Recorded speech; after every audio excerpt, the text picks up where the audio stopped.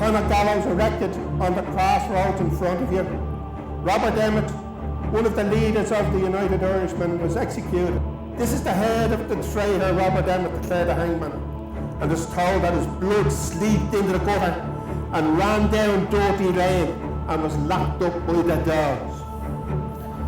His epitaph: when my country takes her place among the nations of the earth, then and not till then let my epitaph be written. Emmet was executed by hanging, suffering a long, slow and painful death, afterwards having been drawn and quartered. So died Robert Emmet in the eyes of the government, and at that time a traitor. To this day, the mystery of his head, his body and his remains have never been solved. The ghosts of Emmet and his fiancée, Sarah Curran, can still be met on these streets where they walked in the shadows of Market Street Barracks. So tonight, we are going to keep a lookout for the ghosts of Sarah and Robert Emmet. Off we go now, and be not afraid. Very good.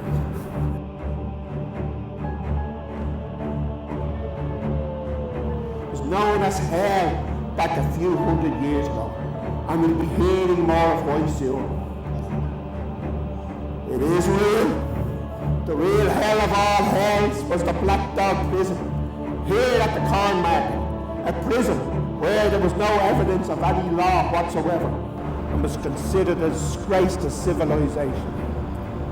One of its most famous prisoners was Oliver Bond, who lived in Bridge Street. They were arrested and slung in Black Dog prison, in whose secret dungeons Bond was murdered.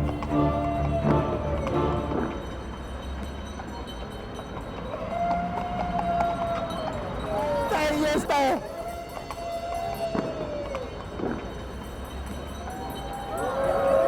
And dragging a large chain behind him. Oh my God!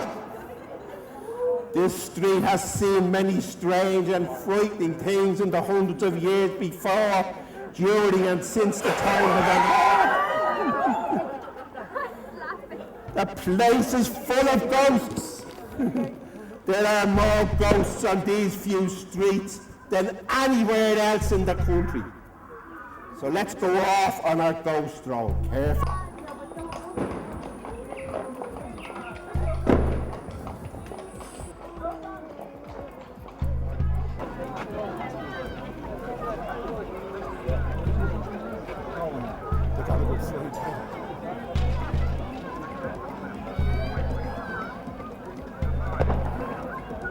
This place would have been a local taxi rank a few hundred years ago.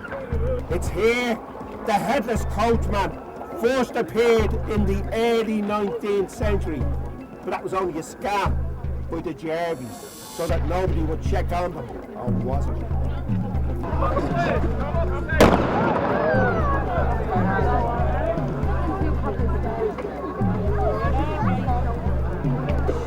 That strange smell you now have in your nostrils, it's a smell, or rather the stench of rotting flesh. And you can nearly feel the ghosts of the poor robbed corpses as they brush past you on their way to find eternal peace.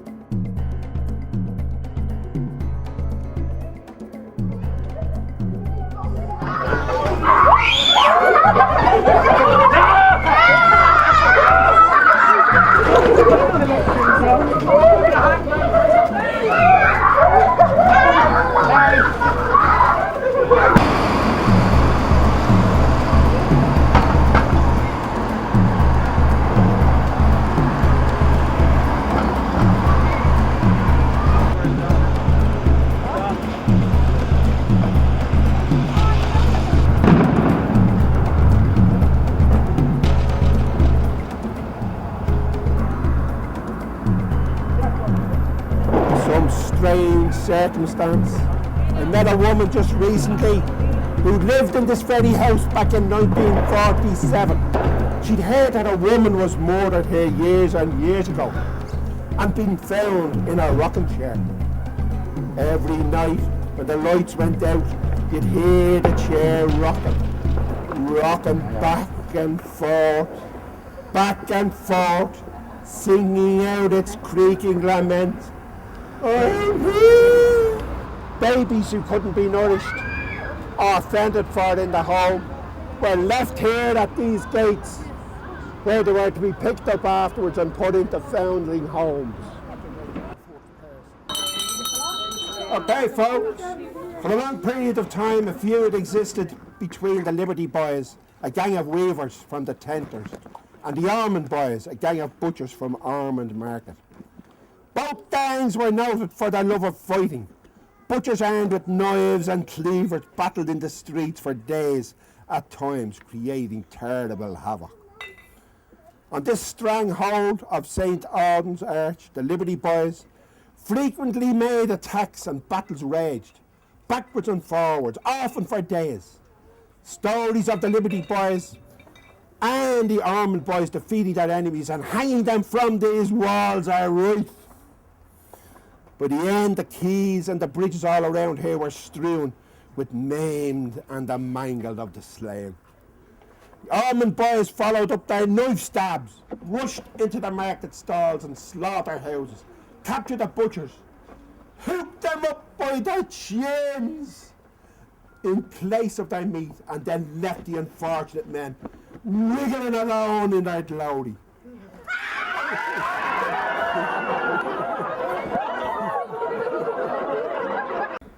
And their violence that ended their young lives.